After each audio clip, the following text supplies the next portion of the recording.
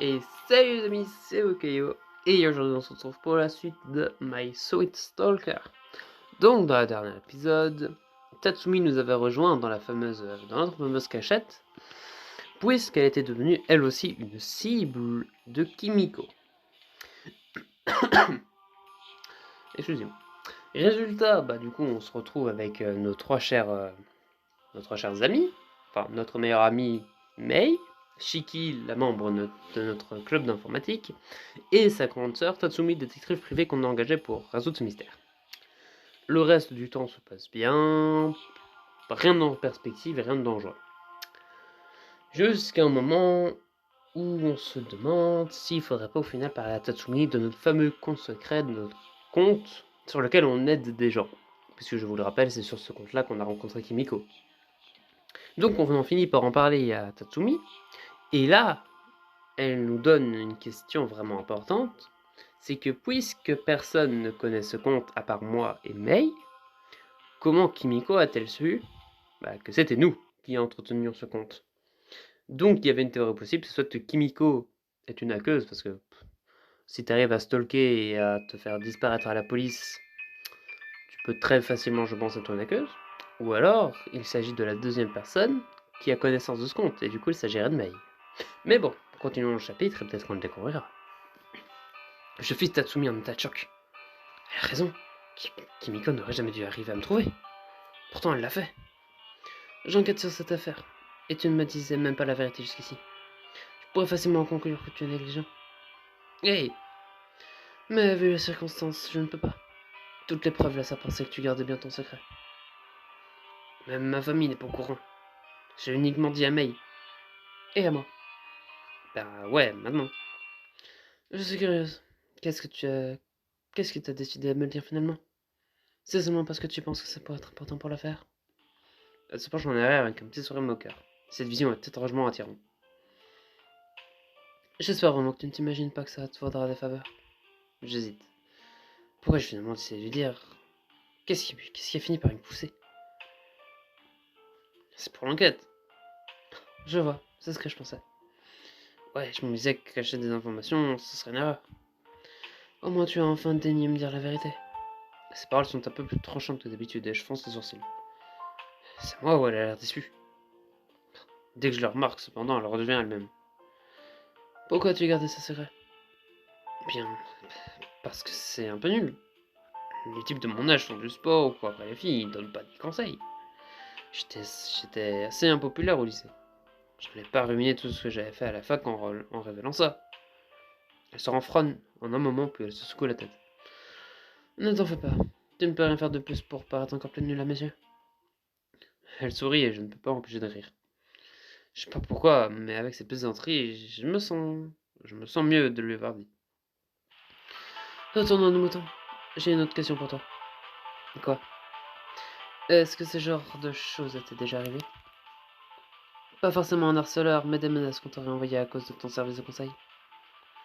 Ouais, en fait, c'est arrivé une fois. Raconte-moi ça. Je n'avais plus pensé à cet incident depuis longtemps. C'était une demande anonyme d'un étudiant qui avait du mal avec ses cours. Il avait toujours été populaire au lycée, mais soudain il est devenu insignifiant. Comme si les choses qui comptaient tant au lycée n'avaient plus d'importance. Il a dit qu'il commençait à être jaloux de son ami qui se débrouillait bien et qui savait pas quoi faire. Qu'est-ce que tu as dit? Je lui ai donné des pistes pour améliorer sa façon d'étudier.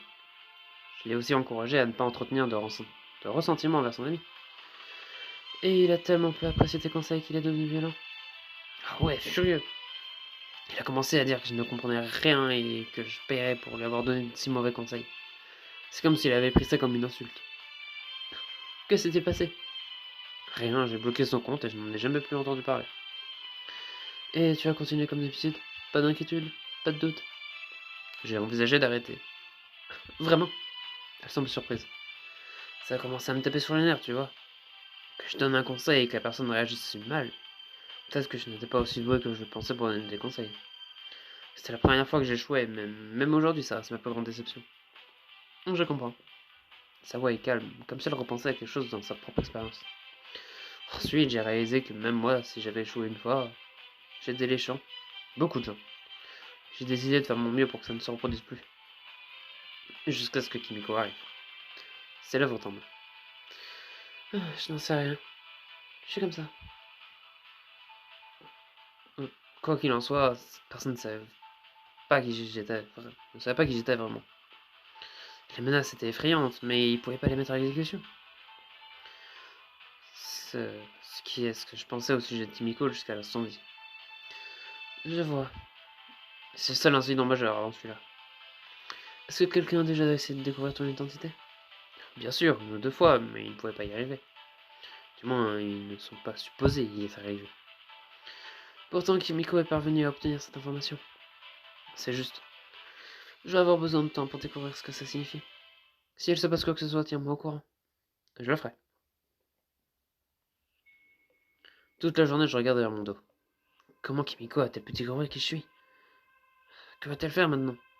Je sors mon téléphone et regarde le dernier message que j'ai reçu de Kimiko. Je me demande si je lui demandais, est-ce qu'elle répondrait? Le moins de contact avec elle est dangereux, mais soudain cette idée me semble étrangement séduisante. Qu'est-ce que je fais? Je repousse mon téléphone et je secoue la tête. Quoi je pensais?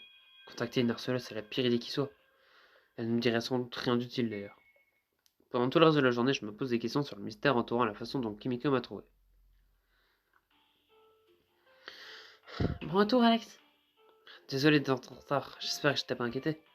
J'ai pris un chemin encore plus compliqué que d'habitude à cause de ma paranoïa. Je n'arrêtais pas de me dire qu'on m'observait. Et pourtant, je suis resté à découvert plus longtemps juste parce qu'une part de moi le voulait. Tu as loupé le dîner, mais je t'en ai gardé. Tu étais pas obligé. Considère que c'est une gâterie spéciale. Il me fait un clin d'œil et sort du salon. Je prends le moment pour m'étirer et je bondis en constatant que je ne suis pas tout seul.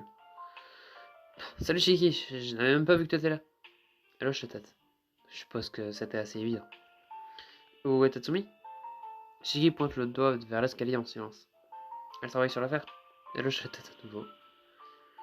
J'imagine Tatsumi fixant l'écran de son ordinateur ou son bloc-notes intensément en travaillant. Mon cœur bondit. Elle veut vraiment m'aider.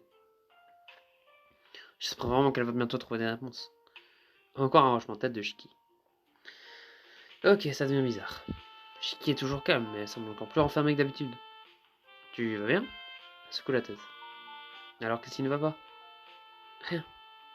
Il y a vraiment quelque chose qui ne va pas. Je me dirige vers elle et je m'assois près d'elle sur le canapé. Quelque chose t'ennuie? Elle baisse les yeux. Je suis toujours là pour toi, tu te souviens? Oui. Alors qu'est-ce qui ne va pas? Ses épaules s'affaissent. J'aimerais qu'elle ne soit pas là. Sa voix est si faible que je comprends à peine ses paroles. Oui, elle veut dire. Tatsumi? Elle hoche la tête. Waouh! Je pensais que Shiki serait plus à l'aise avec sa sœur, mais peut-être pas. Entre elles, les choses sont manifestement plus compliquées que ce que je le pensais. Peut-être que Shiki va enfin se confier à moi si je lui demande. Ça sera bientôt terminé. Ça va être étrange que sa vie domestique et sa vie scolaire se télescopent comme ça. Ce n'est plus juste Mei et moi comme à notre club informatique. Tatsumi observe tout. Ouais. C'est la seule chose qui t'ennuie? Et il y a encore une chose. Laquelle? Elle se tortille le visage. C'est une opportunité. Elle a l'air vraiment nerveuse. Euh, elle prend une inspiration pour parler. Alex, j'attends de parler. Ah. Nous sursautons tous les deux au son de la voix de Tatsumi. Son regard va de l'un à l'autre et ses sourcils frémissent. Shiki s'éloigne de moi. Je remarque soudainement que son visage est pâle. Shiki, tu te sens bien? Euh, Tout à coup, je ne me sens pas très bien. Quand j'examine son visage, je vois qu'elle est sérieuse. Elle n'essaye pas de fuir Tatsumi. S'il te plaît, va t'allonger. Shiki hoche la tête. S'il te plaît, n'oublie pas de manger. C'est vraiment bon. Je n'oublierai pas. Même si elle est malade, elle pense à moi. Shiki est si gentil. Elle file. Tu parles d'un timing. Tatsumi, tu... Peu importe, je vais te parler seul à seul de toute façon. En pensant à la tête de Shiki, je ne pense pas à flirter. Ta sœur est... Ah, arrête une minute avec Shiki. Quoi? C'est important. Mon cœur bondit.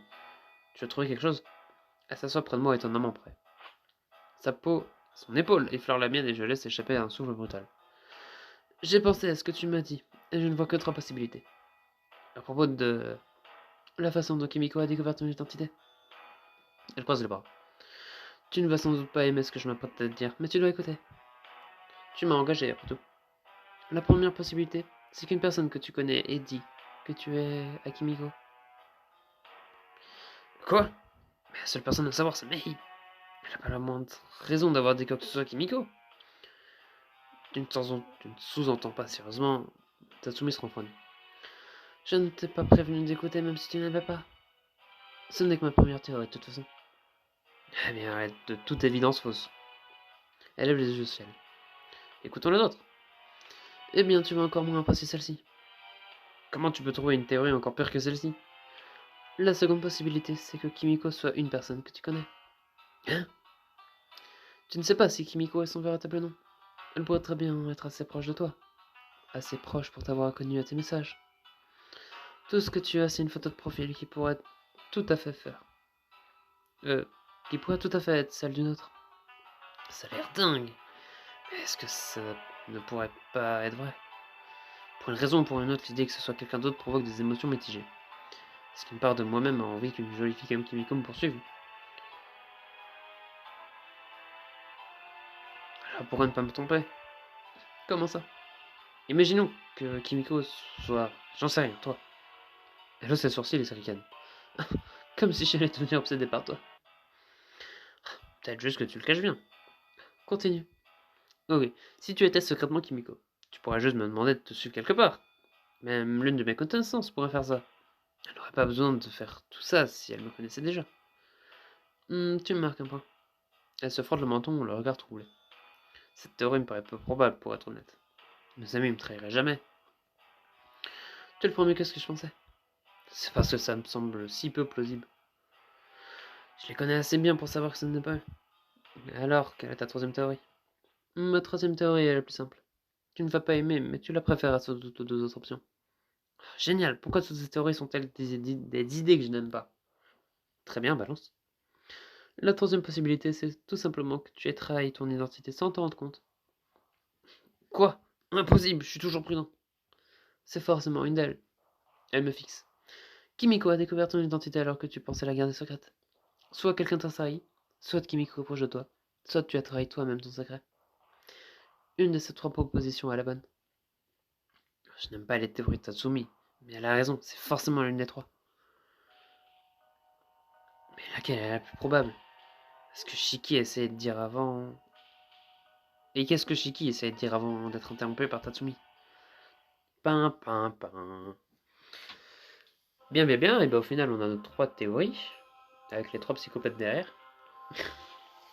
Non, je ne comprends pas. Mei, elle a un regard, je vais dire, un regard normal, comme on l'a toujours vu. Par contre, les deux autres, là, Tatsumi et Shiki, sur le fond d'écran, là, t'as l'impression que ce sont elles les deux psychopathes, en fait. Mais du coup, c'est vrai. Est-ce que, au final, Kimiko est une vraie personne ou pas? Bon, on a quand même fait des rêves à propos d'elle, donc je ne sais pas si c'est vraiment très probable. Mais du coup, est-ce que Mei a vraiment partagé son identité? Ou peut-être que Mei a eu la langue trop pendue sur quelque chose lors d'une discussion et l'a révélé à quelqu'un d'autre. Sans faire exprès, bien sûr. Et que du coup, l'autre personne a été un peu, elle aussi, tête en l'air et a dévoilé ce secret à la mauvaise personne qui est donc Kimiko. Mais bref, ce sont des théories intéressantes. Ou alors peut-être qu'on se compte totalement. Peut-être que Mei est la seule à savoir, mais que du coup, c'est peut-être très bien Shiki ou Tatsumi au final. Mais bon, ce sont des questions auxquelles on aura réponse dans des futurs épisodes. En tout cas, si jamais celui-là vous a plu, n'hésitez pas à vous abonner et à lâcher un like. C'était Okayo. Allez, salut!